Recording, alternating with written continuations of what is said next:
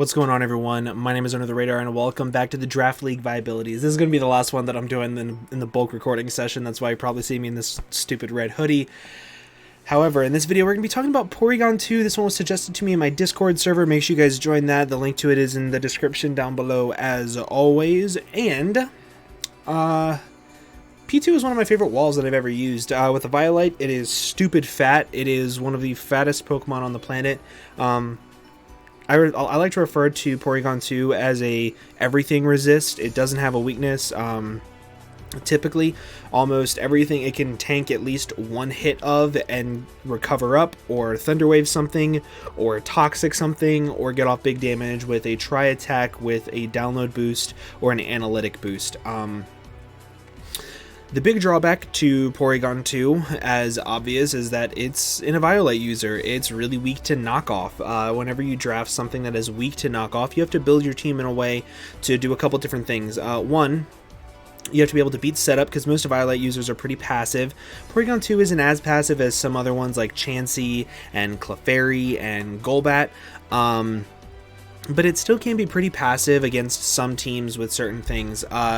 Real quick, it has a really good move pool. Thunderbolt, Ice Beam, gets Tri-Attack is a big one, and Trick Room is really cool too. I've even used like Choice Scarf trick sets to be able to beat certain Pokemon.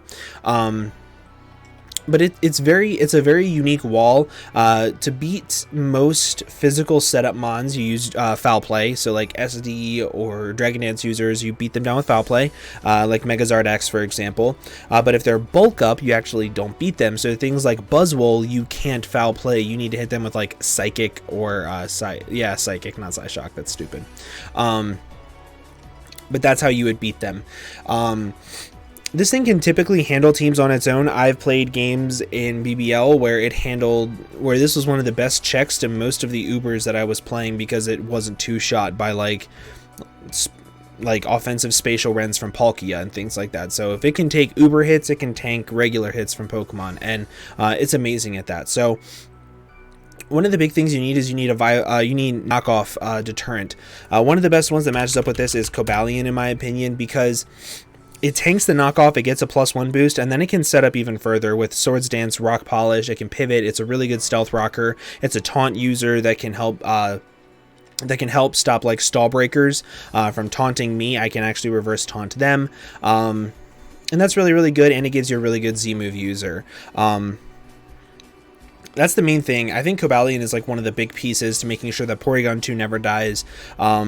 With a Z Crystal and Justified, you're basically guaranteed to get a +1 boost and then get a kill right afterwards. It's really cool, and its speed tier is phenomenal. With this being really like specially bulky, this can actually be really physically bulky, really speedy, pretty offensive. Another really important thing is, as I mentioned, most of Violite Pokemon are pretty passive, and because they're pretty passive, inherently people are going to try to set up on them. That means like Calm Mind Reuniclus.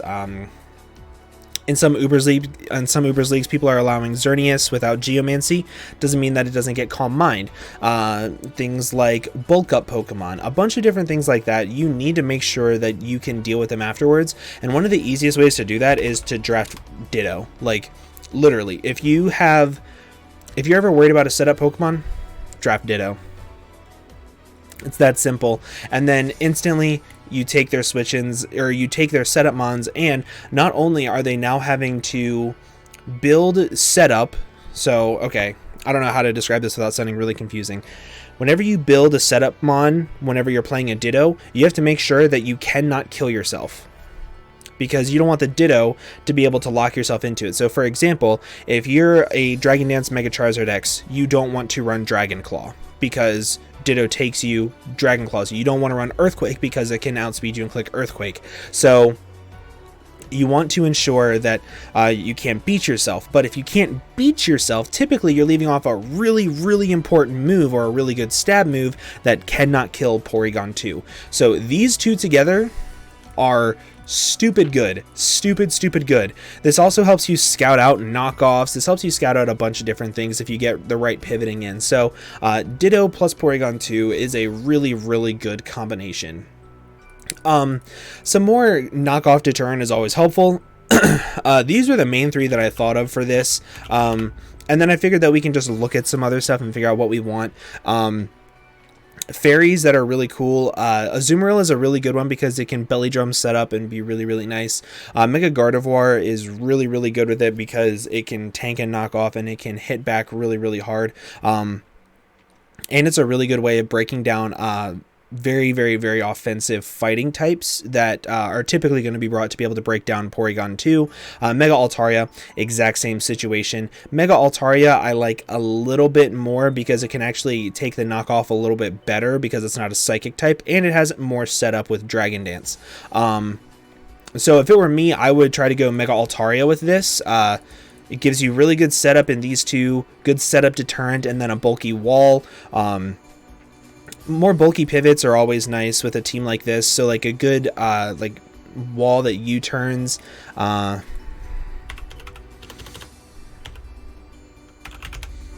There. So let's try to find one for us. Zapdos, perfect. Perfect to what I mean. Really good pivoting, really good Bulkymon. It's really, really good. Crobat, another really good one. Good setup as well. And Nasty Bat. Scizor, pretty cool. So like all of these Pokemon are like really, really nice with it. Jirachi's really good, but double steel type with Cobalion isn't bad, but it's not great. Gliscor is phenomenal. It gives you another Stealth Rocker. Once you get the poison heal off, you don't give a shit if you're hit by knockoff, so Gliscor is phenomenal with this. Actually, I would suggest Gliscor over everything because typically it doesn't have an item that helps it anyway, and people are going to be trying to toxic Porygon2 all the freaking time. So you have a, like, if you want something that has like lefties, you just switch this in on the toxic and you're fine. You are kind of weak to ice, but you have Cobalion and then you have Porygon2, so then you need a really good bulky water. There's tons of them that are really, really good with this. Preferably a bulky water that gets recovery, because like things like Empoleon aren't the best, because it adds to the fighting weakness. Even though you have like 2 really good resistances, you don't really want it. It adds to the ground weakness, which, you know, you have 1 really good immunity, you don't really want it. So I wouldn't suggest Empoleon. I would suggest something that has recovery to be able to help you tank hits a little bit better. If you want something that can bait in more knockoffs to get a kill with Cobalion, you can go something that's like Slowbro. With Regenerator, it makes it really, really fat and really, really bulky. I mean, Starmie isn't bad, but it doesn't really get like any pivoting or anything special. It's not super bulky.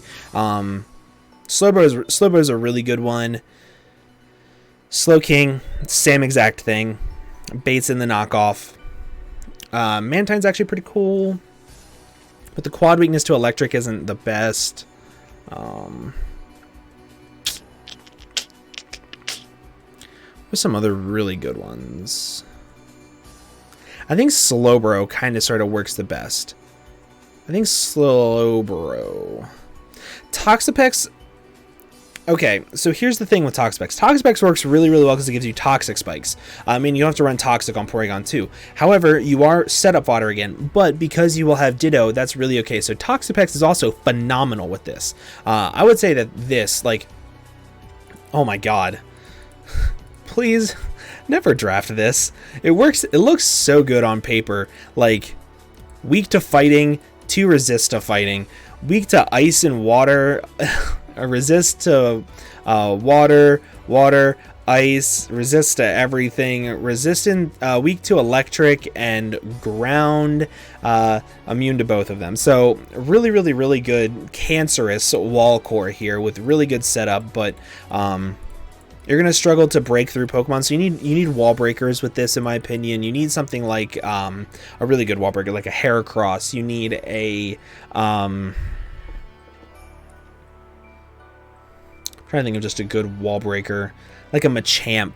You know, you need good stuff that can just break through Pokemon. But overall, if you want to draft around P2, these are the key roles you need. You need knockoff prevention, you need setup prevention, you need setup yourself, because P2 can solo most teams, but if you set up after P2 has done pretty much everything, you'll win the game.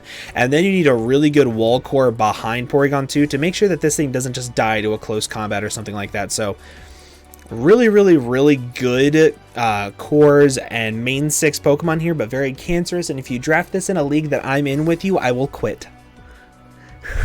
Thank you guys very much for watching this. I hope you guys did enjoy. Also, the reason why I talk specs is because Regenerator. You can come in, take a close combat, switch out. It's phenomenal. But I hope you guys did enjoy. If you did, please make sure to leave a like down below for me. Also, make sure you check out all the links in the description, join the Discord, leave some suggestions for me, but please, most importantly, leave a like on the video. It really does help me out a lot. But with that, I'm going to go ahead and get on out of here, and I hope to see you all in the next video. Bye-bye.